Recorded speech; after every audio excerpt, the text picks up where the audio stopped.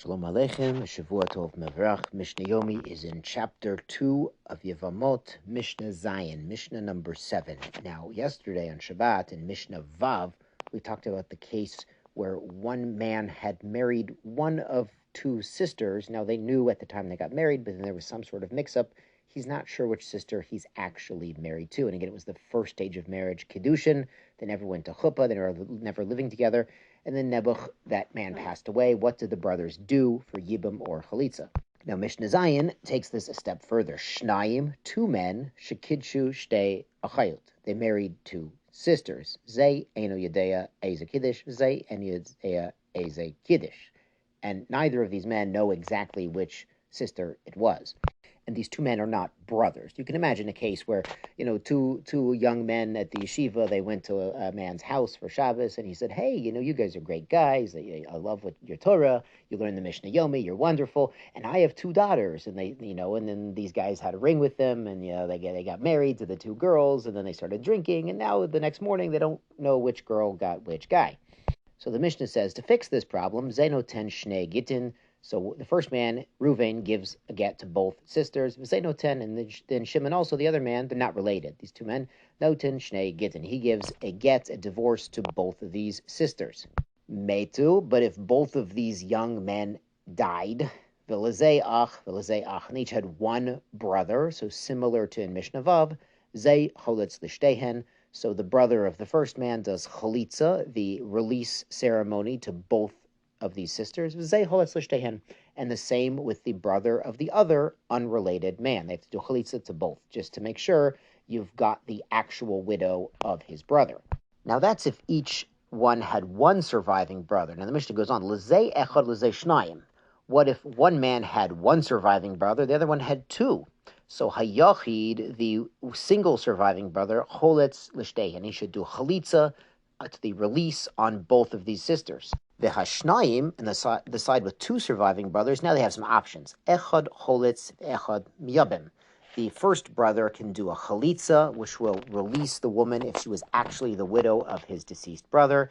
And the other one can do yibum. Now, if the woman he's marrying in yibum was actually the widow of his deceased brother, then mazel tov, it's a yibum. And if not, then she was never married to the deceased brother, and mazel tov, it's still a marriage. Kodmu v'konsu. If they went ahead without asking the rabbi and the bezdin what to do, v'konsu, and they married both of these women, so the two brothers married the two sisters, ein motzin miyadam. We don't have to tell them to get divorced.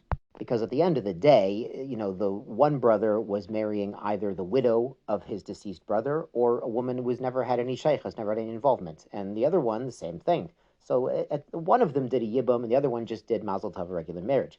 How about lezei shnaim? So finally a case where both of the deceased young men who did this suffix, this doubtful kiddushin, they don't know who they married, they both had two brothers surviving them.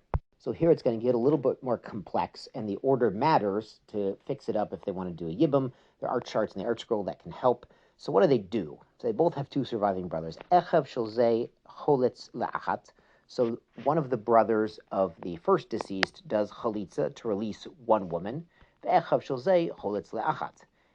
the brother from the other pair does chalitza on the other. So now each of the sisters has received one chalitza from the separate pairs of surviving brothers, and then achav shilzei miyabem chalutzato shilzei.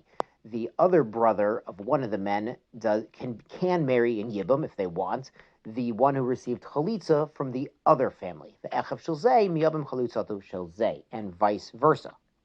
So at the end of the day, each of these marriages, it's either a marriage in Yibum, because they're getting the widow of their deceased brother, or they're actually marrying, it's not Yibum, but it's a straight marriage, to the other man's widow, but that woman was already freed via chalitza by the surviving brother of the other one. Since we've done the two chalitzas first, we could do the two Yibums on the other one who got chalitza from the other family, and either way, it's either a Yibum or a marriage mazel tov. Kadmu shnayim v'choltzu. So what if the two brothers of family A, we'll call it, they both did a chalitza to the two sisters?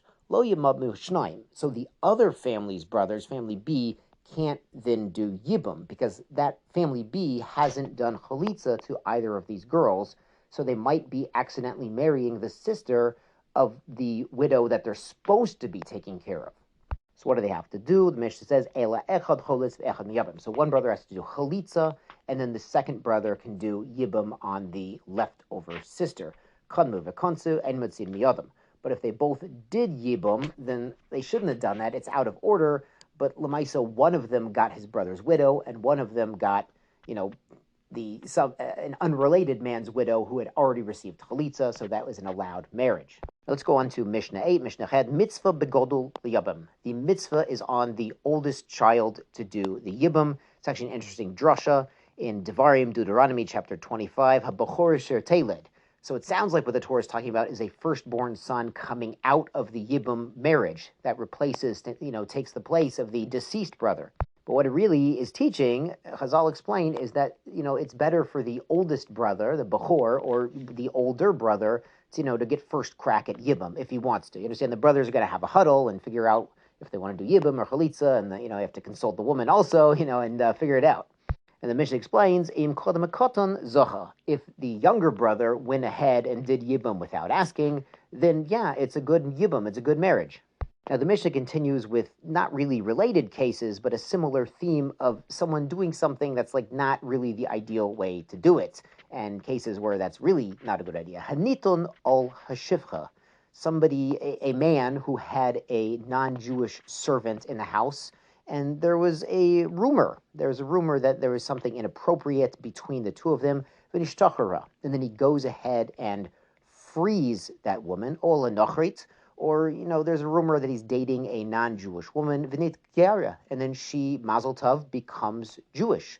Harizeh lo yichnos. He really, the man who the rumor is with, really should not marry that woman. That really looks not above the board. Im konos, but if they went ahead and did get married, ein motziin miyado. We do not make them get separated. Now, it does come up from time to time in America that there can be a couple dating, and one of them is actually Jewish, and the other one is interested in becoming Jewish. And, it happens, and you really need to consult, competent halachic authorities on conversion and ask the right questions and find out, Lamaisa, is this person converting because they love Judaism and they're interested in Judaism, or because they're interested in this other person? But again, consult your local expert in the rules and regulations and ideas of conversion. The Mishnah goes on, Haniton ol eshet ish. However, if somebody has a rumor that there's something going on between a man and a married woman, someone else's wife, hotziyuha mitachat yado, and that married man divorced that wife that was rumored about, afal pi shekonos yotzi, even if the man that she was suspected of being with immorally, even if they go ahead and get married, the court will make them get divorced.